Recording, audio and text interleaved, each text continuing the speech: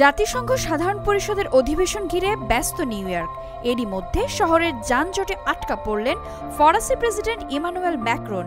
গত সোমবার রাতে তাকে ট্রাফিক জ্যামে কে ফাঁসিয়েছেন তাও জেনে রাখা ভালো, স্বয়ং মার্কিন প্রেসিডেন্ট।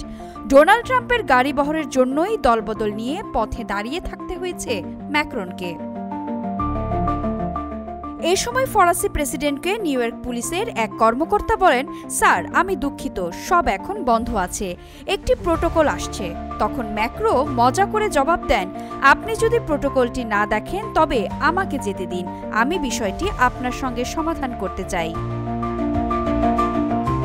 জ্যামে আটকে নিউ ইয়র্ক সিটি পুলিশের সঙ্গে প্রেসিডেন্ট ম্যাক্রনকে কথা বলতে দেখা যাচ্ছে এমন একটি ভিডিও ভাইরাল হয়েছে, যেখানে দেখা যায় বিরক্ত ফরাসি প্রেসিডেন্ট নিজেই তখন ট্রাম্পকে ফোন করে তার পরিস্থিতি নিয়ে ঠাট্টা করেন। এক্সট্রিম মশার কয়েল প্ল্যান্ট ফাইবার দিয়ে তৈরি, ডেঙ্গু, চিকুনগুনিয়া বাহি সহ যে কোনো মশার বিরুদ্ধে দেয় এক্সট্রিম সুরক্ষা। ম্যাক্রো ফোনে ট্রাম্পকে হাসতে হাসতে বলেন, কেমন আছেন, আন্দাজ করুন তো কি ঘটেছে। আমি রাস্তায় দাঁড়িয়ে আছি কারণ সবকিছু আপনার জন্য বন্ধ হয়ে গেছে। এই ঘটনার একটি ভিডিও সামাজিক মাধ্যমে ছড়িয়ে পড়েছে। পরবর্তী সময়ে ম্যাক্রোকে গাড়ি রেখে পায়ে হেঁটে রাস্তায় চলার অনুমতি দেয়া হয়। ফোনে কথা বলতে বলতে তিনি রাস্তায় হেঁটে চলেন, এমনটাই খবর বলছে রয়টার্স। ফোনে ম্যাক্রো ট্রাম্পকে আরও জানান, গাজা পরিস্থিতি নিয়ে কাতারের সঙ্গে আলোচনার পাশাপাশি তার সঙ্গে একটি ছোট বৈঠক করতে চান তিনি।